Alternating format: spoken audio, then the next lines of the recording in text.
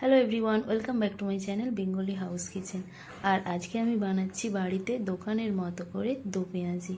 আর তার জন্য নিয়ে নিয়েছি পেঁয়াজ কুচি, লঙ্কা কুচি, স্বাদ মতো লবণ, আর এখানে নিয়ে নিচ্ছি বেসন, আর এটা ছিল কালো জিরে।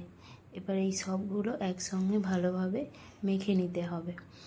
মাখা হয়ে গেলে এতে এবার আমি জল দিয়ে ভালোভাবে এটাকে একটু আঁটো আঁটোভাবে একটা বেটার বানিয়ে নেব।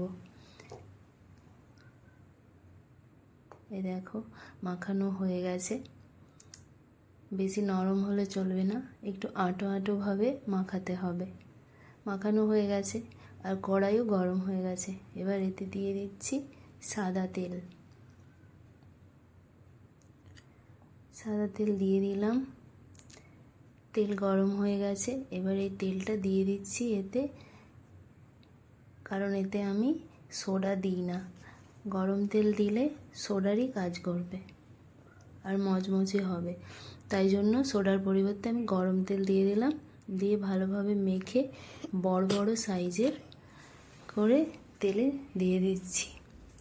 এবার এটাকে 50% ভেজে নিতে হবে, পুরো ভাজা যাবে না। তাই এইভাবে উল্টে পাল্টে 50% ভেজে নিচ্ছি। অর্ধেকটা ভাজা হয়ে গেলে এটাকে তুলে নেব। ভাজা হয়ে গেছে, এবার এটাকে তুলে নিচ্ছি।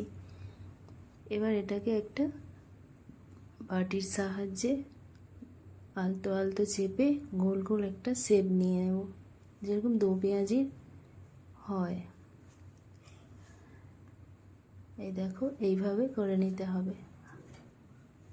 এই দেখো হয়ে গেছে, সবগুলো করে নিয়েছি। এবার একটা একটা করে তেলে ভেজে নেব।